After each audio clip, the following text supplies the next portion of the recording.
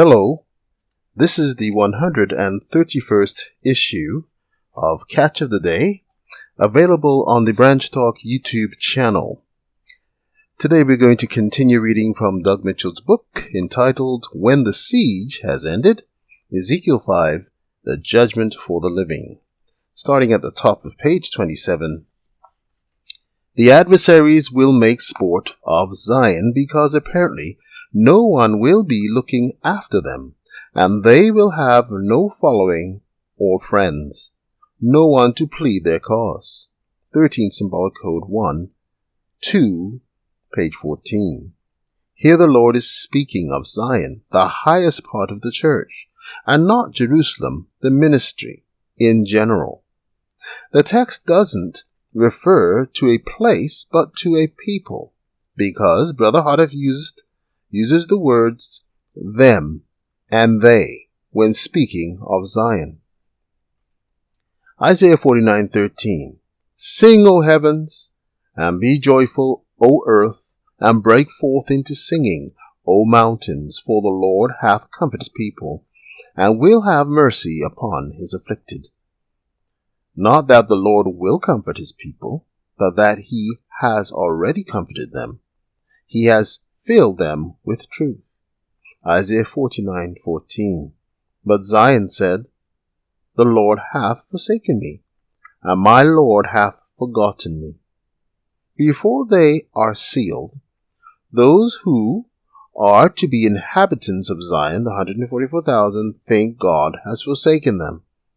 God's answer to them, though, is this.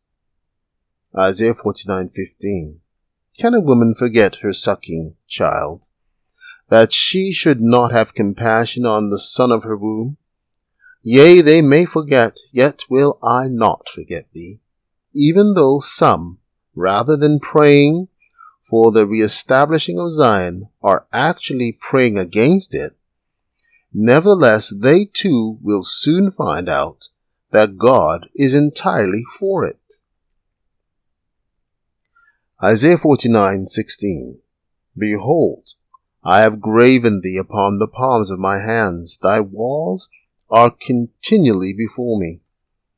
From all natural appearances, it seems that God has forgotten Zion, the place of his earthly throne, that he has left his enemies to abuse his people and to deface Zion's exalted hill.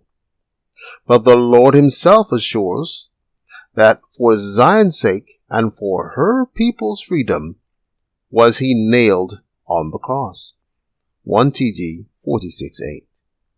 Evidently, something quite consequential must have happened to Zion after he has filled them with truth, yet before they are sealed, to make them think that God has forgotten them and allowed their enemies to abuse his people and deface Zion's exalted hill. As Zion represents the highest part of the church, the place from where the Lord leads his people through his anointed, then the Zion referred to in those texts is the branch, which finds herself in the very condition of people making sport of her and abusing her. Moreover, due to the confusion Vernon Howell, a.k.a. David Koresh, caused by putting himself forth as Lois Roden's successor and drawing away those in the branch who would not honestly examine themselves, confess their sins, and repent, shortly before Lois Roden died, there were literally only 2 or 3 berries in the top of the uppermost bough, 4 or 5 in the outmost fruitful branches thereof. Few men left. Just as the Lord had prophesied would be the case. Additionally, with Charles Pace currently on New Mount Carmel Center and spreading his many errors under the guise of the branch, many people are being discouraged from even investigating the teachings of Ben and Lois Roden and the present writer.